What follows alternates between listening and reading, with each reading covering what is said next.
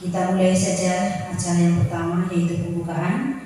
Marilah acara diseminasi siang hari ini kita buka bersama dengan baca lafal basmalah bersama-sama. Bismillahirrahmanirrahim. Dilanjutkan acara yang kedua, sambutan kepala sekolah kepada Ibu Murti Eksina, SPD SD, disilakan. Terima kasih kepada pembawa acara yang telah memberikan waktunya kepada saya. Assalamualaikum warahmatullahi wabarakatuh. Waalaikumsalam warahmatullahi wabarakatuh. Bapak Ibu yang saya hormati, alhamdulillah, puji syukur marilah senantiasa kita panjatkan kehadirat Allah Subhanahu wa taala atas segala limpahan rahmat dan hidayahnya kepada kita semua, sehingga pada siang hari ini kita dapat berkumpul di SD Negeri 5 Lumbir dalam keadaan sehat walafiat. Bapak Ibu yang saya hormati, untuk kegiatan diseminasi modul 1.4 budaya positif dari Bapak Andi Dwi Atmoko SPD, calon guru penggerak angkatan 7.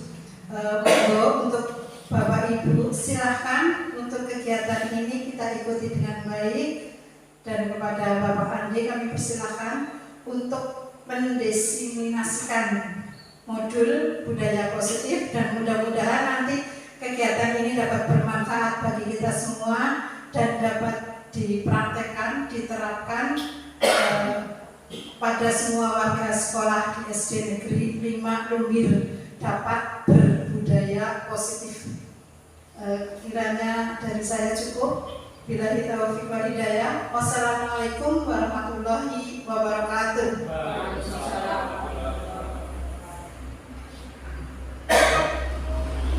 Terima kasih kepada Ibu Kepala Sekolah. Kita lanjutkan acara yang keempat, penyampaian tujuan sekaligus penyampaian materi yang akan disampaikan oleh Bapak Andi Dwi Atmoko SPD. Kami silakan. Bismillahirrahmanirrahim. Assalamualaikum warahmatullahi wabarakatuh.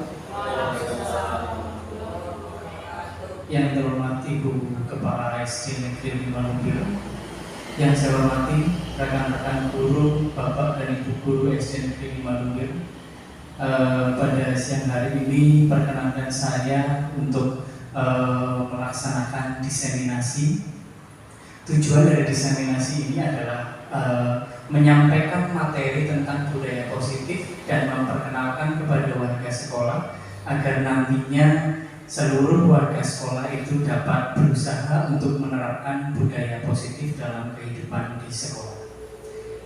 Budaya positif ini sebagai materi saya dalam calon guru penggerak di angkatan 7, yaitu pada modul 1.4 yang pada kesempatan ini harus dilakukan aksi nyata, sehingga saya berkesempatan ataupun meminta waktu kepada teman-teman semua untuk saya melakukan diseminasi. Itu tujuannya. Tujuan saya yang pertama adalah untuk melengkapi tugas calon guru penggerak di modul 1.4, dan tujuan yang kedua tentu saja memperkenalkan budaya positif kepada warga sekolah, sehingga nantinya diharapkan warga sekolah dapat mempraktekkan dan melaksanakan budaya positif di sekolah demi membuat sekolah kita lebih baik lagi. Itu tujuan yang saya sampaikan atau tujuan yang diharapkan dari pelaksanaan diseminasi ini. Yang selanjutnya, karena tadi pembawa acara sudah memberikan langsung menuju ke penyampaian materi, jadi langsung saja saya untuk mencoba menyampaikan materi terkait dengan budaya positif. Bapak Ibu yang berbahagia, seperti yang Bapak Ibu ketahui bahwa pada sekarang ini saya sedang mengikuti program calon guru penggerak yang diadakan oleh Kementerian Pendidikan, dan sampai hari ini saya sudah menyelesaikan modul 1, dan ini adalah tugas terakhir di modul 1, yaitu modul 1.4 tentang aksi nyata budaya positif. Sekali lagi saya ucapkan terima kasih yang seikhlas-ikhlasnya kepada Bapak Ibu guru dan juga Ibu Kepala Sekolah yang selalu memfasilitasi saya dan memberikan saya keleluasaan dalam setiap kegiatan calon guru penggerak. Baik, terima kasih. Selanjutnya saya akan langsung ke materi saja. Diseminasi modul 4, modul 1.4 budaya positif. Saya calon guru penggerak angkatan 7 Kabupaten Banyumas atas nama Andi Dwi Atmoko dalam bentuk aksi nyata ini. Yang ini adalah susunan acara yang kita laksanakan pada hari ini. Kemudian yang kedua adalah budaya positif, materi apa saja yang ada di dalam materi ini ataupun poin-poin apa saja yang ada dalam materi ini. Yang pertama adalah tentang perubahan paradigma belajar. Kemudian yang kedua tentang disiplin positif. Yang ketiga, motivasi perilaku manusia. Yang keempat, kebutuhan dasar manusia. Yang kelima, posisi kontrol guru. Dan yang keenam, keyakinan kelas. Kemudian yang terakhir adalah segitiga restitusi. Jadi dalam materi ini nanti terdapat 7 poin yang akan saya sampaikan. Tujuan pendidikan. Menurut Ki Hajar Dewantoro, tujuan pendidikan adalah menuntun segala kodrat yang ada pada anak-anak agar mereka dapat mencapai keselamatan dan kebahagiaan setinggi-tingginya, baik sebagai manusia maupun sebagai anggota masyarakat. Oleh sebab itu, pendidikan itu hanya dapat menuntun tumbuh atau hidupnya kekuatan kodrat yang ada pada anak-anak agar dapat memperbaiki lakunya, bukan dasarnya. Hidup dan tumbuhnya kekuatan kodrat anak. Jadi menurut Ki Hajar Dewantoro itu kita harus membuat anak-anak itu tumbuh dengan bahagia. Jadi itulah kenapa dalam guru penggerak juga ada salamnya itu adalah salam dan bahagia. Jadi tetap kata bahagia itu terbawa dalam setiap salam yang disampaikan dalam guru penggerak. Karena salam dan bahagia itu ternyata salam yang digunakan pada saat dulu di sekolah taman siswa. Sekolahnya Ki Hajar Dewantoro itu salamnya salam dan bahagia. Jadi mungkin Bapak Ibu nanti akan menemui teman-teman yang mungkin sudah mempelajari tentang guru penggerak, mereka biasa menyampaikan salam dan bahagia. Itu seperti itu. Jadi salah satu dasarnya adalah tujuan pendidikan, dasar dari Ki Hajar Dewantoro. Kemudian yang sekarang sedang kita implementasikan di sekolah, salah satunya adalah P5 atau proyek penguatan profil pelajar Pancasila. Seperti ini. Misalnya tentang beriman, bertakwa kepada Tuhan Yang Maha Esa dan berakhlak mulia, kemudian berkebinekaan global, bergotong royong, kreatif, bernalar kritis, mandiri. Itu adalah 5 poin ataupun 5 proyek yang sekarang kita adakan di sekolah, yang tujuannya adalah untuk membangun anak menjadi manusia-manusia yang berhasil di sekolah dan juga di masyarakat, tapi tidak melupakan tadi satu, kebahagiaan. Nah, itu tujuan pendidikan yang tentu saja relevansinya sedang kita usahakan untuk sekarang ini. Kemudian peran guru menurut Ki Hajar Dewantoro. Peran guru kita sebagai guru, apa sih perannya menurut Ki Hajar Dewantoro? Dalam menuntun laku dan pertumbuhan kodrat anak, Ki Hajar Dewantoro mengibaratkan peran pendidik sebagai seorang petani. Jadi kita semua adalah petani. Sedangkan anak-anak itu seperti biji tumbuhan yang akan disemai. Bila biji tersebut ditempatkan di tanah yang subur dan mendapatkan perawatan dari Pak Tani seperti pemupukan, penghilangan hama, penyinaran yang cukup dan pembersihan, maka biji tumbuhan tersebut akan tumbuh dengan baik. Begitu pula sebaliknya. Jadi analogi dari Ki Hajar Dewantoro atau perumpamaannya adalah kita guru adalah petaninya, siswa adalah benihnya, dan sekolah tentu saja tanahnya, tempat kita menanam. Jadi kalau sekolahnya baik, diibaratkan dengan tanah yang subur, tanah yang baik, yang cocok untuk ditanami. Kita sebagai petani merawat tanaman. Anak-anak kita rawat dengan cara memberikan pelayanan yang terbaik. Seperti pada saat kita memelihara tanaman, dipupuk, diberi air atau disiramnya, pencahayaan yang cukup gitu. Tapi bukan berarti anak-anak kita betul pupuk, siram air tidak ya. Jadi ini perumpamaan atau analogi dari Ki Hajar Dewantoro terhadap kita dan anak-anak kita. Karena saya sendiri saja dulu berpikiran bahwa anak itu ketika baru lahir itu adalah ibaratnya kertas yang kosong. artinya belum tertulis apa-apa, belum ada isinya apa-apa. Ternyata saya salah, karena ternyata anak-anak itu dari lahir itu sebenarnya mereka sudah punya alur hidupnya sendiri, sudah punya guratan sendiri. Ibaratnya kertas itu sudah ada sketsanya. Kita sebagai guru, kita tinggal menebalkan saja garis-garis itu sehingga anak-anak tetap berjalan sesuai jalurnya, dan kita membimbing mereka melalui jalur itu tanpa ada halangan yang berarti, dan sehingga anak-anak bisa mencapai tujuan hidupnya sesuai kodrat alam dan kodrat zamannya. Yang selanjutnya, budaya positif ini yang akan menjadikan sekolah kita menjadi tanah yang subur. Budaya positif itu yang mendorong sekolah-sekolah untuk lebih baik lagi. Budaya positif di sekolah yaitu nilai dan kebiasaan di sekolah yang berpihak pada murid agar mereka dapat berkembang menjadi pribadi yang kritis, penuh hormat, dan bertanggung jawab sesuai dengan profil pelajar Pancasila.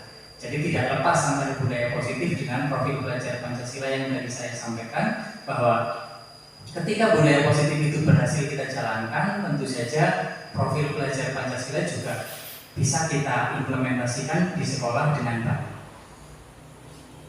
Yang selanjutnya, untuk membangun budaya positif, sekolah perlu menyediakan lingkungan yang positif, aman, dan nyaman agar murid-murid mampu berpikir, bertindak, dan mencipta dengan merdeka, mandiri, dan bertanggung jawab. Salah satu strategi yang perlu ditinjau ulang adalah bentuk disiplin yang dijalankan selama ini di sekolah-sekolah kita. Apakah betul seperti itu, Bapak Ibu? Di sekolah-sekolah kita sudah menjalankan disiplin dengan benar. Ternyata setelah saya mempelajari ini, ternyata apa yang kita lakukan selama ini masih belum tepat. Karena disiplin yang kita lakukan adalah disiplin tentang aturan, begitu nggih? Disiplin lebih, biasanya disiplin itu akan mengarah pada aturan-aturan dan sebagainya. Padahal di sini nanti akan ada penjelasan. Ada yang namanya hukuman, ada yang namanya konsekuensi, dan ada yang namanya restitusi. Nah, ini yang nanti akan kita pelajari di materi ini. Jadi apa yang sudah kita lakukan tidak salah, tetapi hanya saja dengan materi ini sepertinya ada kekurang pas atau kekurang cocokan apa yang sudah kita lakukan, yang kita biasanya misalnya seandainya ada siswa yang kurang disiplin atau salah, maka kita akan dihukum begitu nih. Kita akan paling gampangnya seperti itulah, paling gampang seperti itu. Artinya kalau dihukum kan selesai pada saat itu. Tapi nanti ternyata ada hal-hal lain yang bisa kita lakukan untuk menyelesaikan permasalahan seperti ini. Yang selanjutnya, perubahan paradigma belajar, paparan Dr. William Blazer dalam Control Theory untuk meluruskan beberapa miskonsepsi tentang kontrol. Yang pertama, ilusi guru mengontrol murid. Ilusi bahwa semua perbuatan positif, efektif, dan bermanfaat. Ilusi bahwa kritik dan membuat orang merasa bersalah dapat menguatkan karakter. Ilusi bahwa orang dewasa memiliki hak untuk memaksa. Ilusi ini maksudnya adalah perasaan-perasaan kita terhadap anak-anak, bahwa kita sebagai orang dewasa punya hak untuk mengontrol, bahwa ketika kita mengkritik anak-anak itu akan menjadikan anak-anak menjadi karakternya lebih kuat. Ini yang selama ini saya sendiri rasakan, ataupun saya merasa seperti itu. Artinya seolah kita yang paling benar terhadap tindakan-tindakan anak-anak. Kemudian yang kedua adalah teori kontrol tentang dunia. Realitas kita berbeda, atau kebutuhan kita berbeda. Kemudian setiap orang memiliki gambaran berbeda. Kita berusaha memahami pandangan orang lain tentang dunia. Semua perilaku memiliki tujuan. Hanya Anda yang bisa mengontrol diri Anda. Anda tidak bisa mengontrol orang lain. Kolaborasi dan konsensus menciptakan pilihan-pilihan baru. Kemudian model berpikir menang-menang.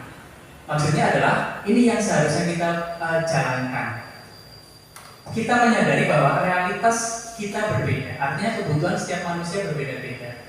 Kita sebagai orang dewasa tentu saja kebutuhannya akan berbeda dengan anak-anak. Kita tidak bisa menyamakan benar menurut kita, belum tentu menurut anak-anak itu benar. Kemudian setiap orang memiliki gambaran berbeda. Sudut pandang dan cara pandang itu akan menentukan sebuah proses. Kita dan anak-anak juga tentu saja sudut pandangnya berbeda.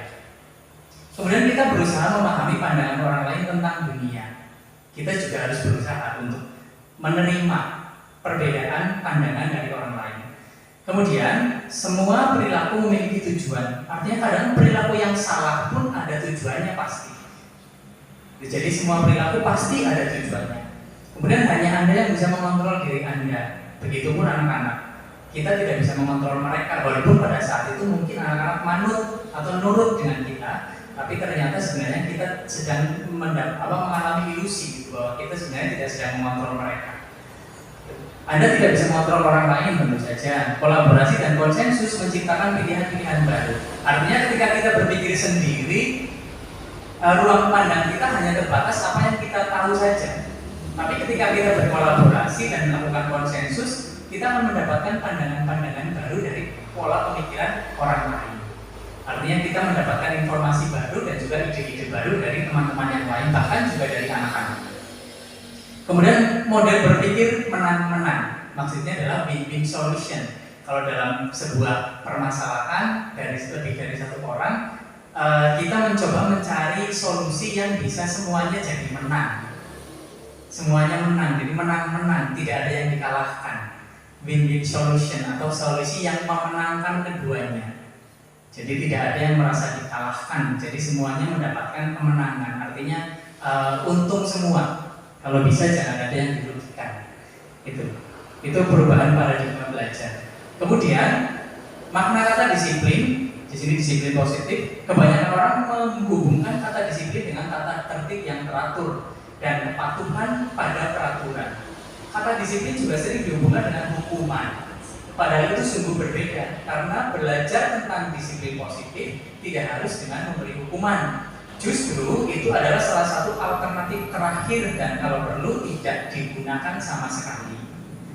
Ki Hajar Dewantara menyatakan bahwa untuk mencapai kemerdekaan atau dalam konteks pendidikan kita saat ini, untuk menciptakan murid yang merdeka, syarat utamanya adalah harus ada disiplin yang kuat. Disiplin yang dimaksud adalah disiplin diri yang memiliki motivasi internal atau intrinsik. Untuk mencapai motivasi intrinsik itu, kita sepertinya tidak akan berhasil kalau dengan hukuman-hukuman. Karena anak biasanya nurut kalau dengan hukuman itu hanya karena takut saja. Takut untuk dihukum. Tapi kalau tujuannya sudah mencapai ke motivasi intrinsik, berarti anak itu sudah menyadari bahwa apa yang saya lakukan salah. Jadi dia tidak melakukan karena dia merasa sendiri bahwa ketika saya lakukan ini adalah salah. Beda kalau dengan hukuman. Misalnya saya tidak melakukan itu karena saya takut dihukum. Anak-anak tidak mencoret-coret tembok karena nanti kalau mencoret tembok saya akan dihukum untuk ini. Itu akan ada kepatuhan tetapi yang berdasarkan pada rasa ketakutan, bukan motivasi intrinsik atau kesadaran diri. Kemudian self-discipline. Bapak pendidikan kita Ki Hajar Dewantara menyatakan bahwa di mana ada kemerdekaan, disitulah harus ada disiplin yang kuat. Itu tadi ya. Jadi disiplin yang dimaksud oleh Ki Hajar Dewantara tetap memerdekakan. Jadi bukan mendisiplinkan dengan cara mengekang atau memberikan aturan yang mengikat dalam arti memberikan hukuman, tapi kita membangun motivasi internal atau intrinsiknya. Sedangkan hukuman itu tadi adalah motivasi eksternal atau ekstrisik. Yang berikutnya ada motivasi perilaku manusia. Diane Gossen dalam bukunya Restructuring School Discipline menyatakan ada 3 alasan motivasi perilaku manusia. Yang pertama, untuk menghindari ketidaknyamanan atau hukuman. Ini adalah tingkat terendah dari motivasi perilaku manusia. Jadi ini paling rendah. Sebuah motivasi yang paling rendah adalah ketika kita takut terhadap hukuman. Yang kedua, untuk mendapat imbalan atau penghargaan dari orang lain. Nah ini juga kadang-kadang kita lakukan. Kita menarik minat siswa dengan memberikan iming-iming hadiah. Kamu mengerjakan ini, nanti yang betul nanti akan mendapatkan jajan misalnya. Itu sebuah motivasi yang ada dalam perilaku manusia. Itu yang kedua. Yang ketiga, untuk menjadi orang yang mereka inginkan dan menghargai diri sendiri dengan nilai-nilai yang mereka percaya. Inilah yang disebut motivasi intrinsik. Jadi kesadaran diri sudah mematuhi aturan itu karena kesadaran, bukan karena hukuman.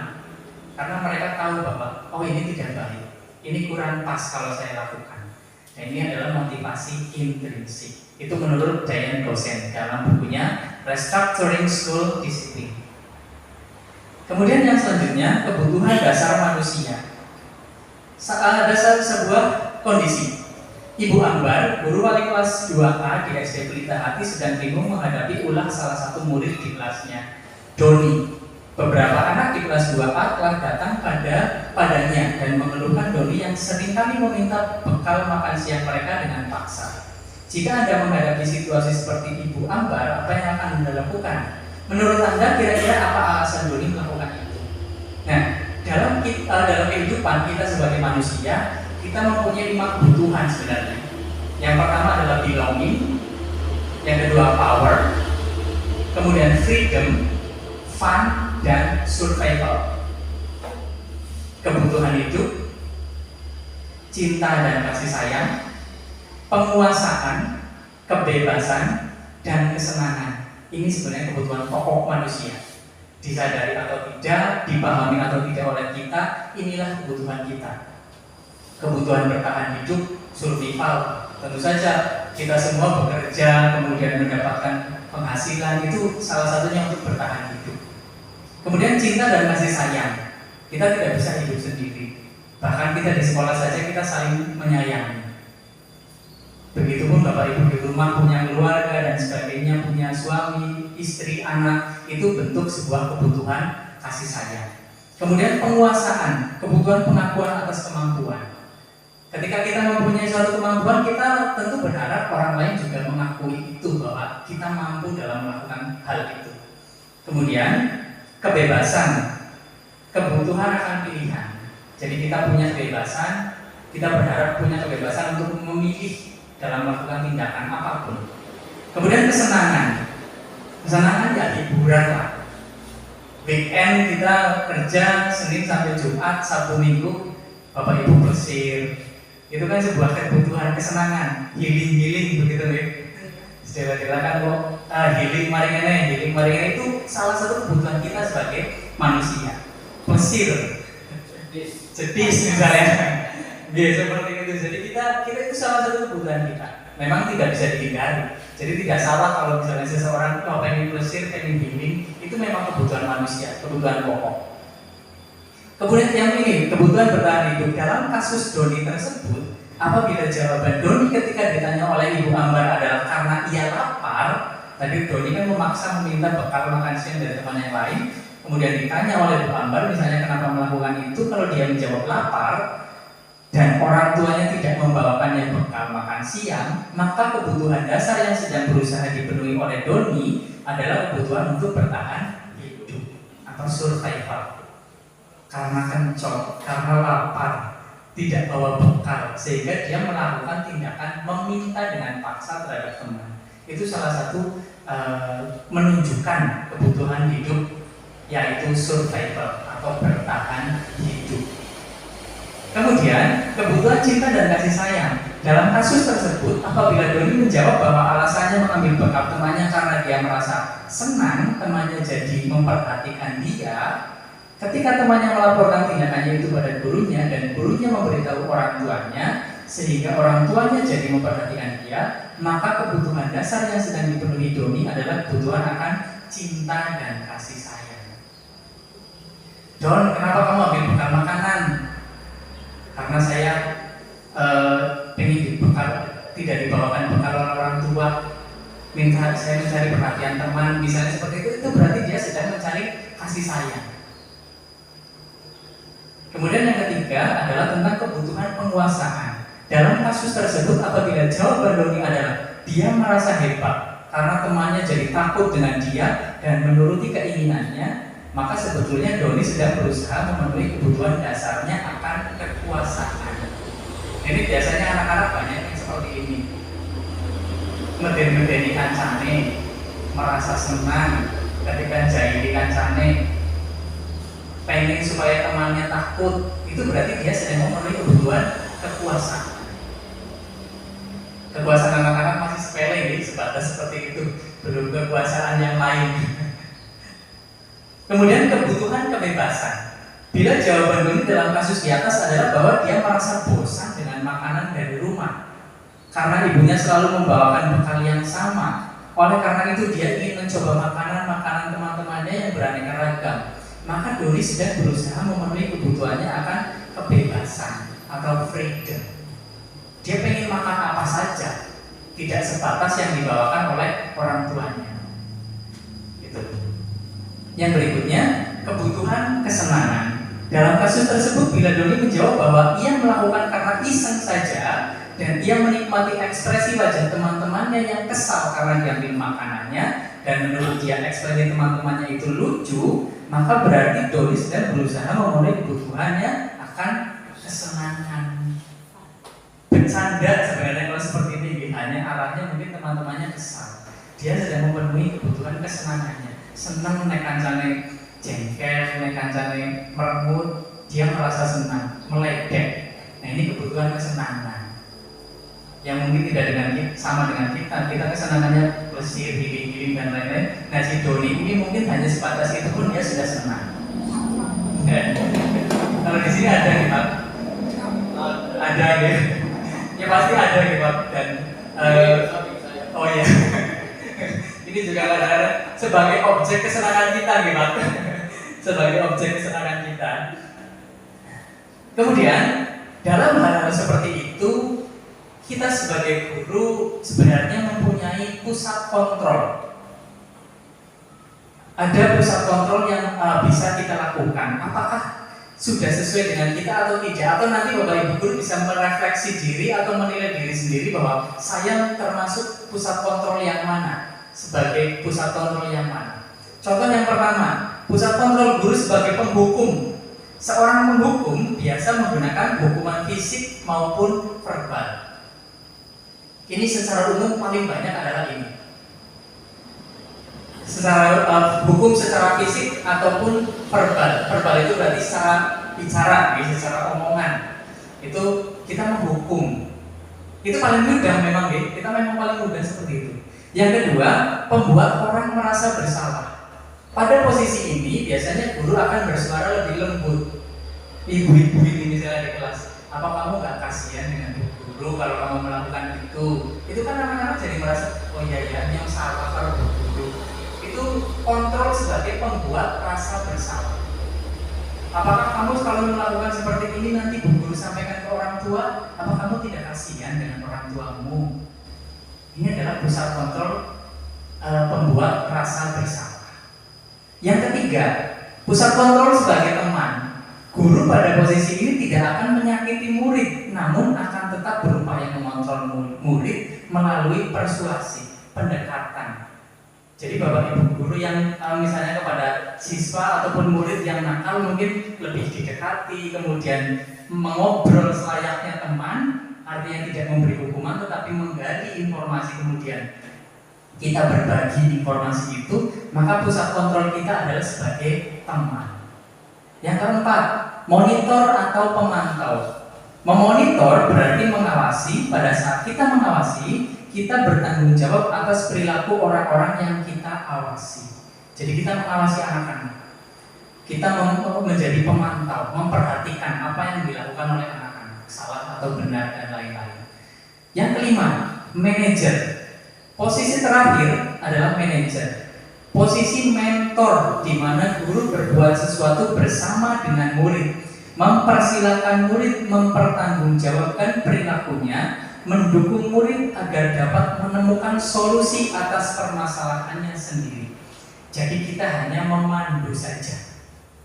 Kita menjadi manajer. Siswa-siswa melakukan apa-apa sendiri, kita mendampingi dan mengarahkan. Nah, dari 5 kontrol ini, kira-kira kita saat ini berada di posisi yang mana, Bapak Ibu? Kita berada di posisi kontrol yang mana? Kalau menurut Bapak Ibu? 1, ya? Kita masih merasa banyak yang berada di posisi penghukum. Ya. Betul, saya juga merasa seperti itu. Karena ketika anak salah mesti akan kita berikan sanksi, gitu, ya? Seolah kita memberikan motivasinya kepada anak itu untuk menakuti bahwa kalau melakukan itu kamu akan disanksi, gitu. Mungkin ada beberapa teman guru atau bapak ibu guru yang sudah mulai menggunakan pembuat rasa bersalah. Ini kadang tidak kita sadari. Kau orang masih berburu, bisa kesel ulang kecil, kau ceritaan dewek, itu kan sebagai sebuah bentuk ucapan untuk membuat siswa itu merasa bersalah.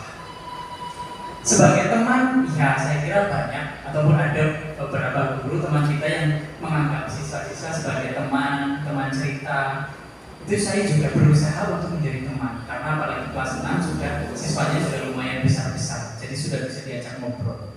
Seperti Pak Trimong misalnya, itu saya kira juga sudah dalam posisi 3 sebagai teman, yang kadang-kadang saya sering melihat itu misalnya ngajak bercanda anak-anak, mungkin menggali informasi dari sana. Itu posisi kontrol sebagai teman. Dan posisi tertinggi sebenarnya adalah manajer.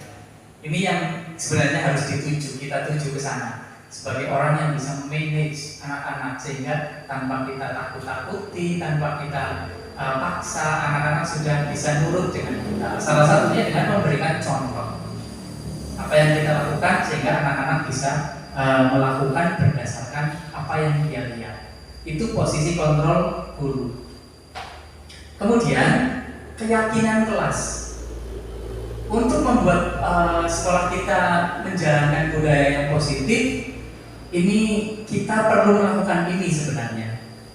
Setiap tindakan atau perilaku yang kita lakukan di dalam kelas dapat menentukan terciptanya sebuah lingkungan positif. Perilaku warga kelas tersebut menjadi sebuah kebiasaan yang akhirnya membentuk sebuah budaya positif dalam bentuk keyakinan kelas. Keyakinan kelas siapa? Kesepakatan kelas, keyakinan kelas adalah sesuatu yang kita buat bersama dengan siswa, yang kita sepakati bersama, bahwa bersifat lebih abstrak daripada peraturan yang lebih rinci dan konkret, berupa pernyataan-pernyataan universal. Pernyataan senantiasa dibuat dalam bentuk positif. Contohnya misalnya, kadang kita kan melarangnya jangan buang sampah sembarangan, gitu kan? Dengan kata jangan, itu berarti itu adalah perintah yang negatif. Perintah positifnya adalah, ayo coba sampahnya dibuang di tempat sampah. Itu arahnya sama, tujuannya sama, tetapi dengan cara penyampaian yang berbeda. Buanglah sampah pada tempatnya, di tempat sampah dibuang di sana. Itu berarti kita menggunakan bahasa yang positif. Nah ternyata itu lebih mengena kepada siswa. Menurut riset itu lebih mengena kepada siswa. Karena biasanya kalau kita mendengar kata jangan, kita malah biasanya akan cenderung berpikir itu, gitu. Misalnya, sekarang saya katakan, coba Bapak Ibu jangan memikirkan tentang makan siang. Malah di pikiran kita akan muncul makan siang itu pasti. Dengan kata jangan memikirkan makan siang, muncul di pikiran kita malah muncul nasi, sayur sih bikin kantor sudah terlihat. Nah itu apalagi kalau sudah waktunya nih Pak. Nah jadi dengan kata jangan itu malah kita biasanya akan mengarah ke sana. Kemudian yang keempat, hendaknya tidak terlalu banyak sehingga mudah diingat dan dipahami oleh semua warga kelas. Ini keyakinan kelasnya. Kemudian sebaiknya sesuatu yang dapat diterapkan di lingkungan tersebut. Semua warga kelas hendaknya ikut berkontribusi dalam pembuatan keyakinan kelas lewat kegiatan curah pendapat. Jadi keyakinan kelas itu kita sepakati antara guru dengan siswa. Jadi siswa tidak merasa terpaksa ketika menjalankan karena sudah menyepakati itu. Kemudian bersedia meninjau kembali keyakinan kelas dari waktu ke waktu. Artinya kita melakukan perubahan dan penyesuaian keyakinan kelas itu. Ini contoh kelas 6 sudah saya buat keyakinan kelas.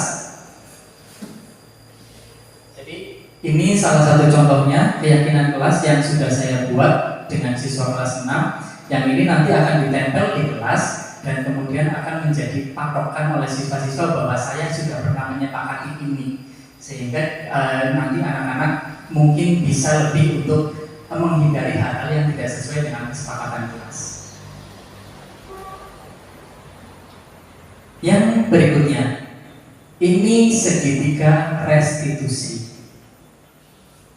Tentang keyakinan kelas dan lain-lain yang tadi sudah saya sampaikan, tentu saja tetap saja anak-anak akan melakukan kesalahan ataupun biasanya melanggar aturan, kalau kita boleh sampaikan melanggar aturan di sekolah yang biasanya kita memberikan hukuman dan lain-lain. Jadi bentuk itu kan ada 3. Yang pertama sanksi, yang kedua konsekuensi, yang ketiga adalah restitusi. Nah, inilah segitiga restitusi. Hukuman itu tentu saja kita sudah membuat. Artinya tanpa anak tahu, tanpa anak setuju atau tidak, kalau kamu salah kamu harus melakukan ini. Itu berarti adalah sebuah hukuman. Sedangkan konsekuensi adalah sesuatu yang sudah disepakati tadi. Jadi ketika dia melakukan kesalahan, dia sudah tahu konsekuensinya apa. Ketika saya melakukan ini, pasti saya akan melakukan ini juga. Itu konsekuensi. Nah, yang terakhir adalah restitusi, yang diharapkan bisa diimplementasikan oleh kita semua, Bapak Ibu Guru. Jadi restitusi itu yang pertama adalah validasi tindakan yang salah, menanyakan keyakinan, kemudian menstabilkan identitas, validasi tindakan yang salah, kemudian menanyakan keyakinan. Jadi ada 3 langkah. Yang pertama, kamu tentu punya alasan mengapa melakukan itu. Yang pertama itu adalah kita menanyakan dulu kepada siswa, kenapa kamu melakukan itu? Apa sih yang kamu pikirkan sehingga kamu melakukan itu? Kemudian itu namanya menstabilkan identitas. Kemudian yang kedua adalah validasi tindakan yang salah. Nah, validasi tindakan yang salah itu maksudnya bukan membenarkan tindakan yang salah itu, tapi maksudnya adalah kita menceritakan contoh, misalnya ada anak tidak nyapu, misalnya tidak melakukan piket. Artinya kita membuat seolah anak itu tidak merasa bersalah dengan Pak Guru juga dulu pernah melakukan hal seperti itu, tidak piket dan lain-lain. Itu namanya menstabilkan identitas, menstabilkan tindakan yang salah, menstabilkan tindakan yang salah. Jadi maksudnya supaya anak itu tidak merasa bahwa saya salah sekali, walaupun memang oleh betul Pak. Jadi tidak menimbulkan anak itu seolah saya disalahkan seperti itu. Jadi kita mencari alasan yang pertama kenapa dia tidak melakukan tindakan itu, misalnya jadi piket, misalnya kita tanyakan alasannya kenapa. Mungkin dia punya alasan-alasan tertentu yang bisa kita terima sehingga kita tidak membuat anak itu merasa bersalah. Kemudian validasi tindakan yang salah seperti tadi, bahwa memberikan contoh lain yang serupa sehingga anak itu merasa ternyata orang lain pun pernah melakukan itu. Gitu. Kemudian yang terakhir adalah menanyakan keyakinan. Kamu ingin menjadi orang yang seperti apa? Apakah kamu meyakini bahwa apa yang kamu lakukan itu salah?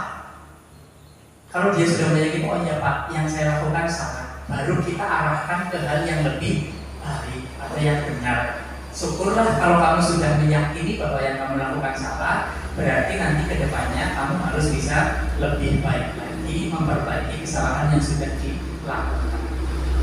Itu tidak memberikan hukuman, tapi menyelesaikan masalah untuk menyadarkan anak itu bahwa saya salah, tapi tanpa kita menyalahkan secara frontal, tanpa kita menyalahkan secara langsung. Jadi anak itu, iya saya salah, saya memperbaiki. Jadi dia punya alasan, karena tadi di depan sudah disampaikan nih bahwa setiap tindakan itu pasti punya tujuan, pasti ada alasannya. Saya melakukan ini karena saya kesiangan misalnya. Saya sebenarnya sudah pernah melakukan segitiga restitusi ini kemarin belum lama dengan siswa saya kelas 6, nanti mungkin bisa ditampilkan videonya. Ada salah satu anak, sebagai simulasinya adalah anak itu masih berada di kantin ketika jam masuk sudah berbunyi atau bel masuk sudah berbunyi. Saya menanyakan alasannya kenapa, ternyata dia sangat lapar dan makanannya belum habis ketika bel itu sudah berbunyi. Kemudian saya tanyakan, apa kamu tahu bahwa tindakan seperti itu salah? Iya, saya tahu. Kemudian saya menunjukkan bahwa saya juga dulu pernah seperti itu. Pak Guru juga dulu pernah ketika bel istirahat masuk masih di kantin atau masih di luar kelas. Itu menstabilkan anak itu supaya dia tidak merasa dipersalahkan secara sepenuhnya. Dan terakhirnya adalah saya tanyakan keyakinannya. Kamu yakin apa yang kamu lakukan itu salah? Kamu meyakini itu? Iya, saya meyakini Pak bahwa yang saya lakukan adalah salah. Dan akhirnya kami terakhirnya menyepakati bahwa untuk kedepannya tidak melakukan hal seperti itu lagi, karena itu salah satu bentuk rasa menghargai dan menghormati. Nah, itu tentang segitiga restitusi Bapak Ibu. Nah, itu materi yang saya sampaikan. Terima kasih.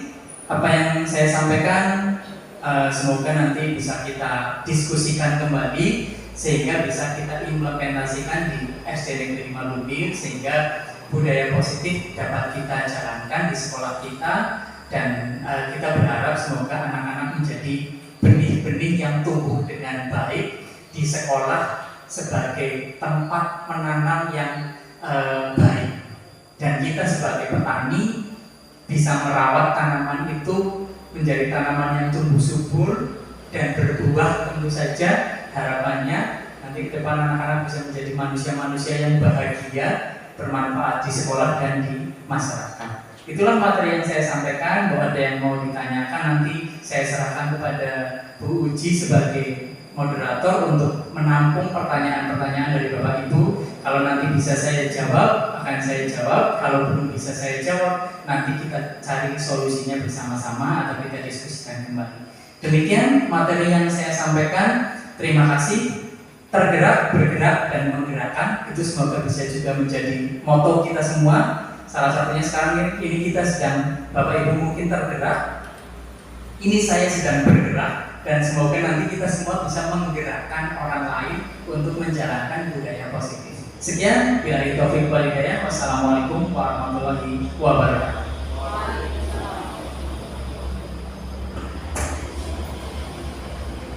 Baik, terima kasih pada Bapak Andi Triatmoko yang telah menyampaikan tujuan dan penyampaian materi.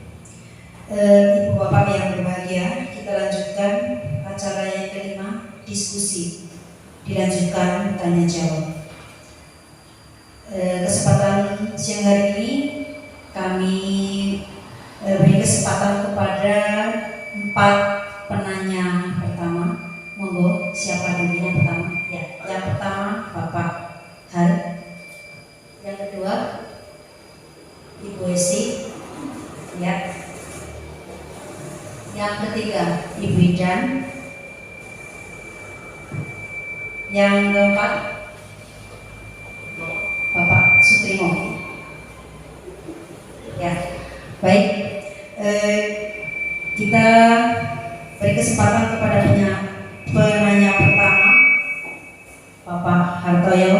Kami silakan. Assalamualaikum warahmatullahi wabarakatuh. Alhamdulillahirrahmanirrahim. Pada siang hari ini kita dipertemukan dalam keadaan sehat walafiat. Yang pertama, saya mengapresiasi, menyatakan atau menyampaikan penghargaan pada Pak Andi bahwa pada siang hari ini saya pribadi merasa mendapat pencerahan yang luar biasa. Walaupun kita memaklumi, kita memahami bahwa setiap disiplin ilmu, setiap bidang kehidupan itu berkembang terus, dan akhir-akhir ini perkembangannya sangat besar. Demikian juga di dalam dunia pendidikan. Saya merasa hari ini mendapatkan pencerahan yang luar biasa Pak Andi. Dulu waktu saya sekolah di SPG mendapat teori-teori pendidikan, teori-teori belajar, misalnya teori tabula rasa, yang bahwa anak lahir itu bagaikan meja lilin, putih bersih, mau diisi atau dilukis seperti apa tentu tergantung lingkungan atau orang-orang yang ada di sekitarnya. Tapi saya mengikuti tadi dari tokoh pendidikan kita bahwa sebenarnya kita lahir dengan potensi-potensi yang kita sebagai pendidik sebenarnya tinggal mengembangkan potensi-potensi itu. Itu antara lain yang saya rasakan. Kalau saya sebutkan nanti terlalu banyak waktu yang yang saya habiskan. Langsung saya teruskan pada pertanyaan saya, Mas Andi. tentang disiplin ya. Kita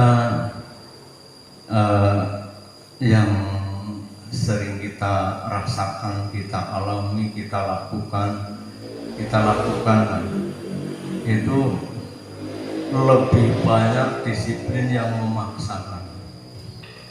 Nah, sehingga pada kesempatan ini saya pribadi kemudian merasa bersalah ya dengan tadi paparan yang disampaikan, sehingga menjadi bahan untuk refleksi. Cara wong birek danyong gitu sih, berarti ya salah. Maka timbul pertanyaan seperti ini, Mas Andi, apakah disiplin positif? Jadi saya merasa tadi ada disiplin yang kurang pas itu, apa istilahnya negatif atau apa itu. Tapi ada yang kurang pas itu. Apakah disiplin positif, disiplin yang baik yang kemudian menjadikan anak berkembang dengan maksimal ya, tanpa merasa disakiti dan sebagainya. Apakah disiplin positif dapat dilaksanakan dengan menerapkan hukuman gitu? Sebab dengan paparan tadi saya merasa jadi hukuman itu sesuatu yang momok atau negatif. Terima kasih pertanyaannya itu, Mas. Terima kasih. Wassalamualaikum warahmatullahi wabarakatuh. Waalaikumsalam warahmatullahi wabarakatuh. Terima kasih Pak Har. Kita lanjutkan ke penanya kedua, Ibu Hesti. Monggo, disilakan. Assalamualaikum warahmatullahi wabarakatuh. Ya, terima kasih kepada Ibu Moderator yang telah memberikan kesempatan pada saya untuk memberikan pertanyaan dalam sesi diskusi ini. Saya tadi dalam paparan Pak Andi disampaikan bahwa posisi kontrol guru itu terdiri dari 5, kalau tidak salah ya Pak. Yang pertama penghukum, kemudian yang kedua pembuat orang merasa bersalah, kemudian yang ketiga teman, yang keempat sebagai monitor atau pemantau, dan yang terakhir itu sebagai manajer. Nah, saya sendiri merasa bahwa saya sebagai guru itu sering memposisikan saya sebagai posisi kontrol yang pertama, yaitu penghukum.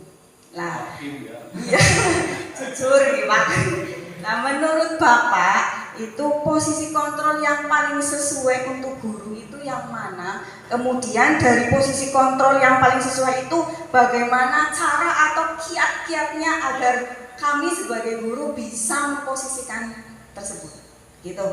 Ya, terima kasih. Wassalamualaikum warahmatullahi wabarakatuh. Waalaikumsalam warahmatullahi wabarakatuh. Baik, pertanyaan kedua kami tampung. Kami berikan kesempatan penanya ketiga tadi Ibu Idan Rohana. Kami silakan. Terima kasih atas waktunya. Ya, tadi Assalamualaikum warahmatullahi wabarakatuh. Ya, tadi Pak Andi sudah menjelaskan tentang segitiga restitusi, ya. Namun saya kurang begitu paham. Ya, langsung saja saya tanya untuk hubungannya dengan segitiga restitusi. Apakah segitiga restitusi itu akan memberikan dampak yang signifikan? Ya, mungkin itu saja pertanyaan dari saya. Terima kasih. Wassalamualaikum warahmatullahi wabarakatuh. Waalaikumsalam warahmatullahi wabarakatuh. Dilanjutkan penanya terakhir, diberikan waktunya kepada Bapak Sutrimo. Kami silakan. Terima kasih atas waktunya. Assalamualaikum warahmatullahi wabarakatuh. Terima kasih atas pencerahannya dari Pak Andi, yaitu tentang disiplin positif yang diberikan kepada siswa, sehingga kita dapat mengetahui ya mana hal-hal yang patut kita lakukan dan mana yang tidak boleh kita lakukan. Nah, di sini saya mempunyai pertanyaan, yaitu apa yang membedakan antara hukuman, konsekuensi, dan restitusi? Itu saja pertanyaan dari saya. Kurang lebihnya mohon maaf yang besar-besarnya. Wassalamualaikum warahmatullahi wabarakatuh. Waalaikumsalam warahmatullahi wabarakatuh. Baik, 4 penanya sudah menyampaikan pertanyaannya. Kemudian kami serahkan kepada Bapak Andi untuk menjawab satu persatu pertanyaan.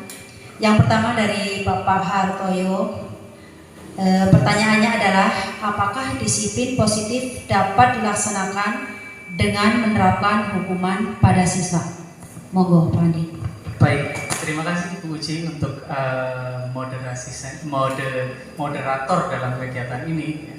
Terima kasih dan luar biasa sekali respon yang disampaikan oleh Pak Hartoyo tadi tentang materi apa yang saya sampaikan, dan kemudian pertanyaan yang juga sangat baik sekali terkait dengan disiplin positif.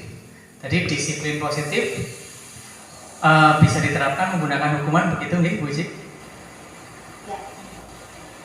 Apakah disiplin positif dapat dilaksanakan dengan menerapkan hukuman pada siswa?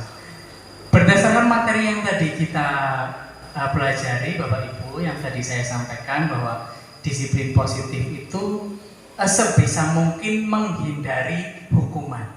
Jadi kita diharapkan bisa menyelesaikan masalah tanpa memberikan hukuman kepada siswa. Ini tentu saja hal yang kadang-kadang berat bagi kita nih Bapak Ibu, karena anggaran demi hukuman bocah-bocah sok pada mandang angel gitu. Tapi setelah kita mempelajari ini, semoga kita bisa berusaha untuk lebih melakukan pendekatan tanpa memberikan hukuman. Seperti itu Pak Har. Terima kasih. Baik, semoga nanti kita bisa menjalankan itu bersama-sama Bapak Ibu. Pertanyaan yang kedua Bu Uci. Oke, pertanyaan yang kedua tadi disampaikan oleh Ibu Hesti. Bu Hesti. Iya. Posisi kontrol yang paling sesuai untuk guru. Oh, iya. Monggo, silakan. Posisi kontrol. Yang pertama adalah posisi kontrol sebagai penghukum, posisi kontrol sebagai penghukum. Kemudian yang kedua pembuat orang merasa bersalah. Yang ketiga teman. Yang keempat monitor pemantau. Dan yang kelima adalah manajer. Jadi sebenarnya secara tidak langsung ataupun secara tidak disengaja Bu Hesti, ini 1, 2, 3, 4, 5 level tertingginya adalah manajer. Urutan ini adalah urutan yang tertingginya adalah manajer. Jadi guru itu diharapkan sebenarnya kita berada dalam posisi kontrol manajer. Berarti kalau kita merasa masih sebagai penghukum, berarti kita masih berada di level yang paling rendah sebagai guru dalam posisi kontrol. Gitu. Jadi penghukum, kemudian kalau itu kita bisa merubahnya sebagai pembuat merasa bersalah, kemudian kita lebih baik lagi menjadi teman, kemudian sebagai monitor atau pemantau, dan yang paling menjadi tujuan kita atau diharapkan kita bisa mencapai ke sana adalah kita sebagai posisi kontrol guru sebagai manajer, sehingga kita bisa memanage anak-anak supaya bisa mengikuti kita tanpa harus ada rasa terpaksa. Seperti itu Bu Hesti. Yeah. Jadi ya harapannya tadi ada permintaan kiat-kiatnya seperti apa yang kita sebagai menuju ke sebagai manajer, kita mulai belajar dari materi ini, salah satunya dengan kita mungkin mempelajari nanti segitiga restitusi, kemudian hal-hal lain yang terkait dengan tujuan kita terhadap siswa.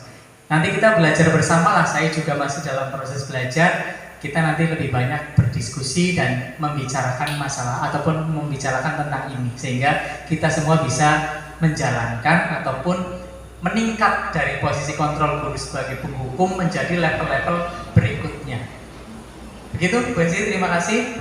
Pertanyaan yang selanjutnya Bu Uci. Baik, penanya yang ketiga tadi disampaikan oleh Ibu Idan Rohana. Pertanyaannya adalah sebagai berikut.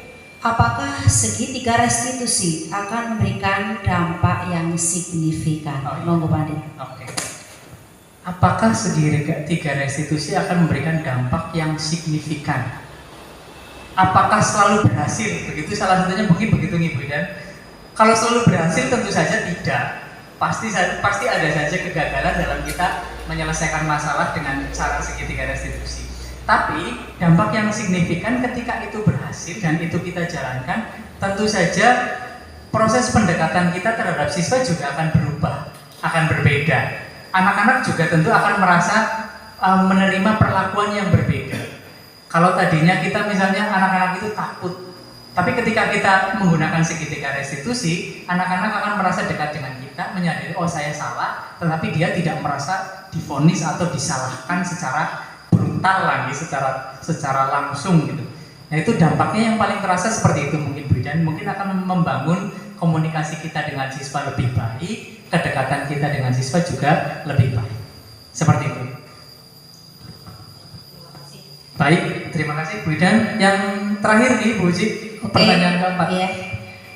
Penanya yang terakhir tadi dari Bapak Sutrimo menanyakan, apakah yang membedakan antara hukuman, konsekuensi, dan restitusi? Oh iya. Oh iya.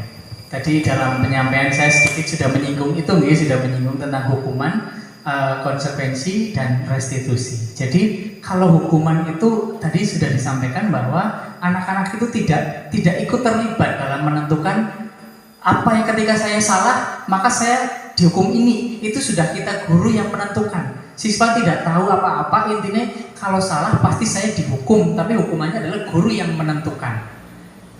Jadi itu hukuman. Jadi siswa tidak bisa memilih, apa yang akan saya lakukan ketika saya melakukan kesalahan ini.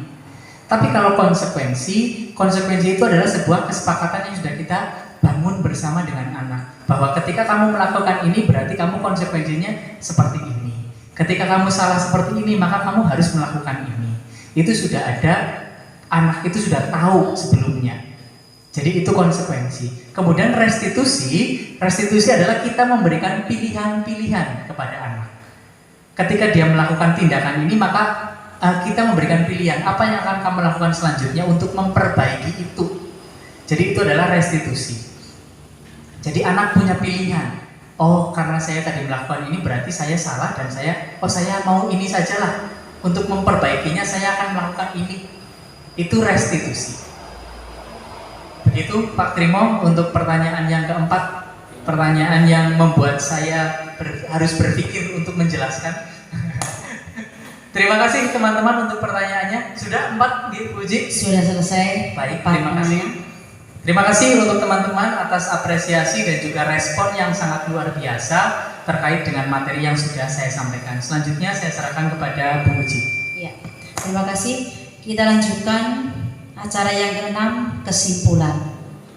Monggo Pak Andi. Baik Ibu, untuk kesimpulannya, kalau dari saya, kesimpulan kegiatan kita pada siang hari ini adalah ternyata kita semuanya, bahkan saya pun sama-sama masih harus banyak belajar tentang budaya positif, begitu nggih Bapak Ibu? Tentang budaya positif, karena ternyata selama ini kita masih menggunakan cara-cara yang menurut materi ini masih kurang sesuai.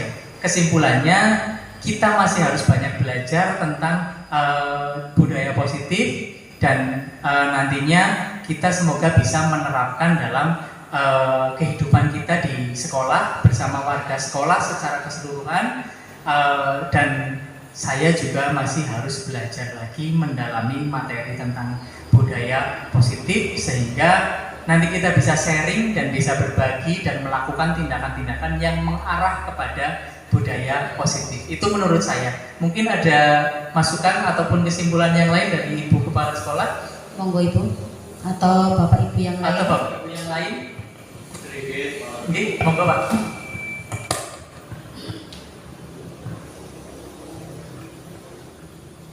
Dari kegiatan ini saya singkat saja, ternyata kita tidak boleh berhenti belajar Pak Andi. Kita harus terus belajar karena kenyataannya memang ilmu terus berkembang. Saya kira itu yang bisa saya sampaikan. Terima kasih. Mungkin Ibu Kepala Sekolah menambahkan? Sambung cakap Ibu. Baik, terima kasih Bapak Ibu. Itu kaitannya dengan materi yang saya sampaikan dan kesimpulan kita sebagai bentuk refleksi dari kita semua. Tadi sudah saya sampaikan bahwa ternyata kita masih perlu banyak tahu tentang hal-hal seperti ini, dan seperti yang tadi disampaikan oleh Pak Kartoyo juga bahwa kita harus terus belajar sampai kapanpun, ternyata perubahan-perubahan itu tetap harus kita lakukan dan kita ikuti agar kita bisa mengikuti juga perkembangan dunia pendidikan yang kita lakukan dalam kehidupan kita sehari-hari. Baik, terima kasih. Monggo Bu Uci untuk selanjutnya. Terima kasih Pak Andi. Bapak Ibu yang saya hormati, acara demi acara telah kita lalui bersama. Tibalah kita ke acara yang terakhir, yaitu penutup. Marilah acara pada siang hari ini kita tutup bersama dengan baca lafal hamdalah bersama-sama. Alhamdulillahirabbil alamin. Saya selaku pembawa acara mohon maaf yang seikhlas-ikhlasnya apabila dalam penyampaian banyak tutur kata yang kurang berkenan. Billahi taufiq wal hidayah. Wassalamualaikum warahmatullahi wabarakatuh. Waalaikumsalam warahmatullahi wabarakatuh. Terima kasih Bapak Ibu. Terima kasih untuk waktunya dan kesediaannya.